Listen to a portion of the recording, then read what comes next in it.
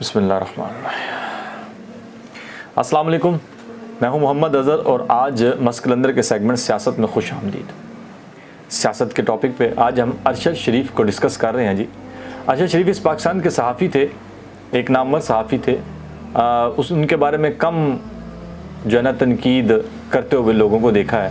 مطلب وہ جانبدار جو ہے نا وہ سیاست نہیں کرتے تھے، صحافت نہیں کرتے تھے، بلکہ غیر جانبدار صحافت کرتے تھے۔ بہت سارے جو سیاستدان ہیں ان کے پروگرام میں آتے ہوئے کتراتے نہیں تھے، سوائے ان کے جن کی وہ چوری انویسٹیگیٹ کر کے ڈاکومنٹری کی صورت پیش کر دیتا تھا، آپ سب لوگ جانتے ہیں۔ اس کے بعد ارشد شریف ایک اچھا انسان تھا، اس کی گواہیاں بتاتی ہیں، اس کے دوست احباب بتاتے ہیں، مختلف صحافت سے جڑے لوگ بتاتے ہیں۔ میرا تو اس کے ساتھ کوئی ڈائریکٹ تعلق تو نہیں تھا، لیکن دیکھیں آس پاس کے لوگ ہی بتاتے ہیں کہ آپ کیسے تھے۔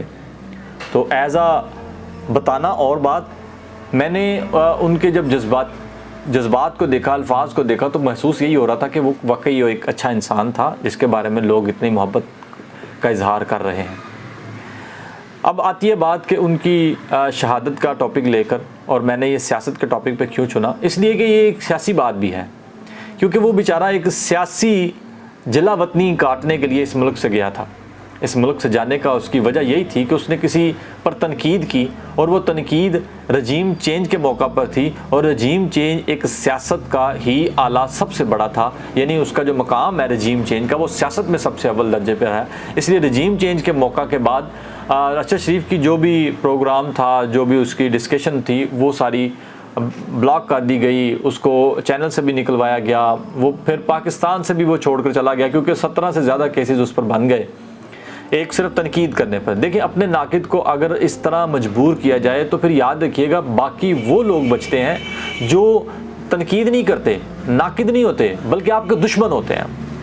تنقید کرنے والا شاید دشمن نہ ہو، بعض اوقات دوست اصل وہی ہوتا ہے جو تنقید کرے، لیکن یہاں پہ جو پاکستان میں لمحہ فکری ہے وہ یہ ہے کہ ہم اپنی تنقید کرنے والوں کا گلا گھونٹ دیتے ہیں اور دشمنوں کو ویسے ہی چھوڑ دیتے ہیں، کیونکہ منافق تو آپ کے مطابق کی بات کرے گا۔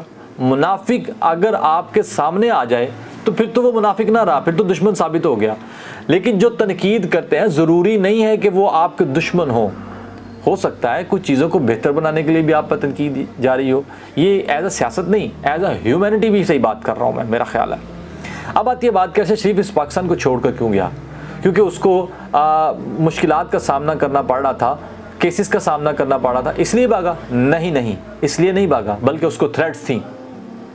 جی جتنے بھی صحافی اس کے بارے میں بتا رہے ہیں وہ سب کہتے ہیں کہ اس کو تھریٹس تھیں، اس کو جان سے مارنے کی دھمکی تھی۔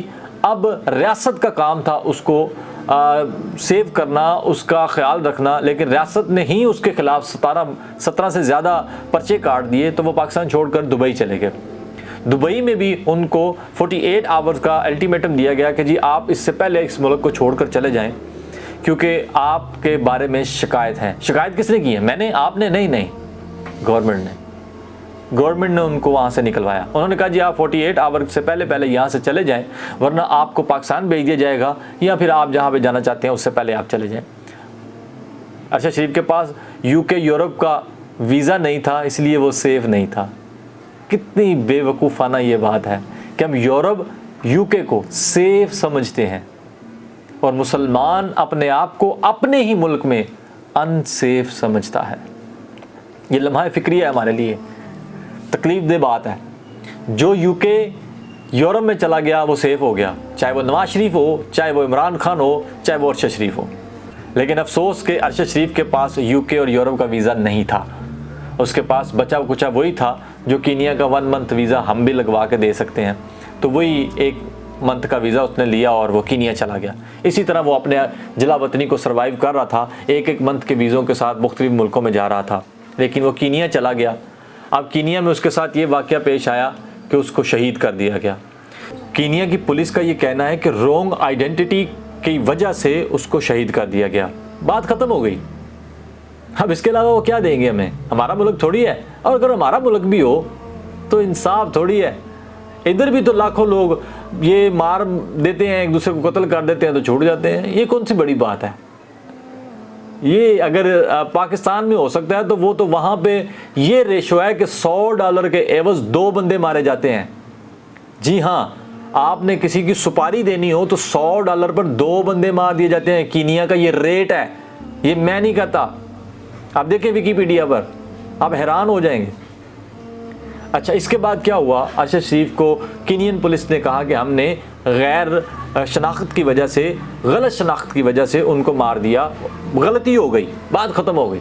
اب ارشد شریف پاکستان آئیں گے میت کی صورت, اب کاٹوا لینا پرچے, میت دفنانے سے پہلے اس کو عدالت میں لے جانا تاکہ آپ کو سکون مل جائے.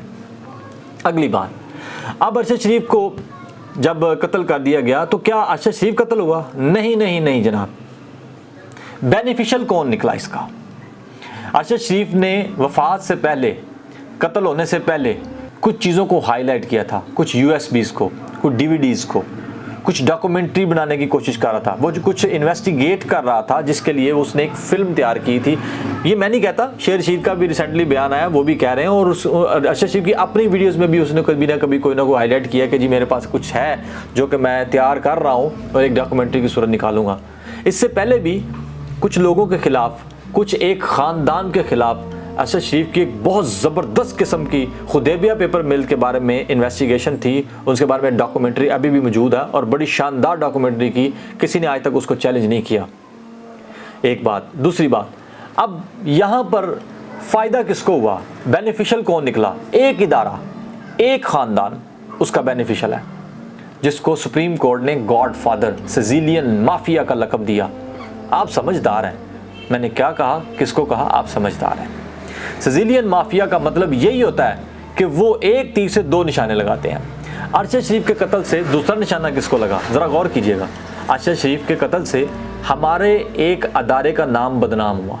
مان لیجئے میرے ادارے نے اس کو نہیں مروایا, لیکن میرے ادارے کی ساکھ کو خرابی ہوئی.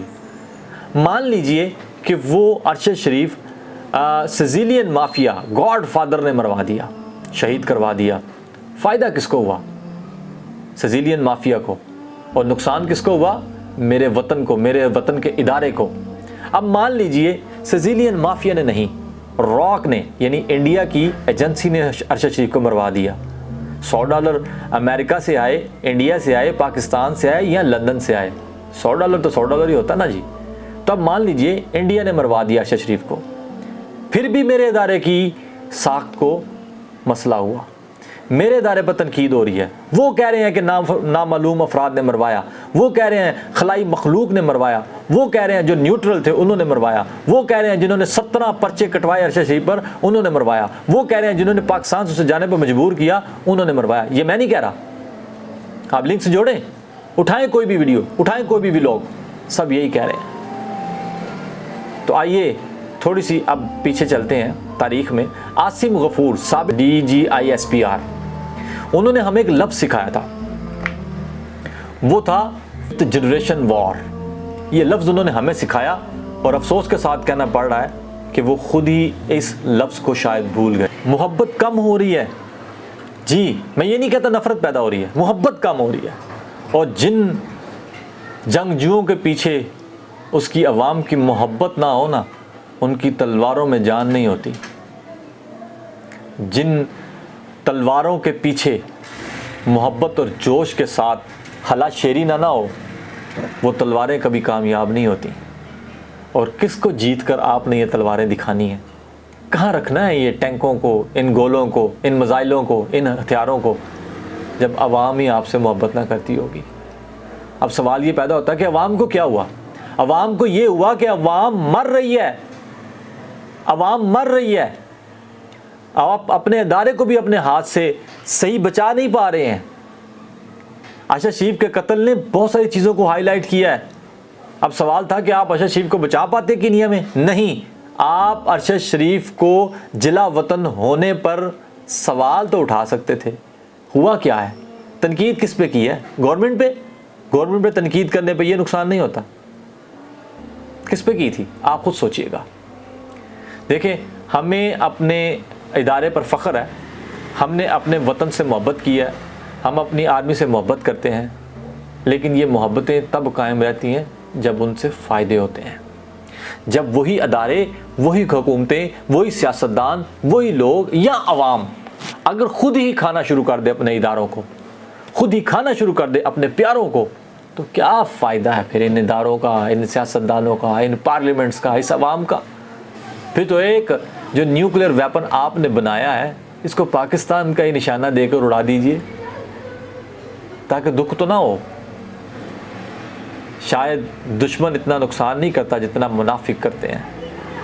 تو آپ نے ہمیں سکھایا تھا 5th وار جنریشن وار ہے، تو یہ جو 5th جنریشن وار آپ نے سکھائی، آپ بھولیے مت، ہمارے دلوں پر آپ کا راج ہے، راج رہے گا، لیکن اس کی تعداد کم ہوتی جا رہی ہے۔ لمحہ فکریہ ہے، اسی لمحہ فکریہ کے ساتھ اور اس دعا کے ساتھ کہ اللہ تعالیٰ عرش شریف کے درجات کو بلندی عطا فرمائے اور ہم سب کو اپنی حفاظت میں رکھے، منافقین کے شریروں کے شر سے محفوظ رکھے، اس وطن کو، اس پاک آرمی کو، اس ادارے کو، اس وطن کی ساری سرحدوں کو اور میرے مسلمانوں کو۔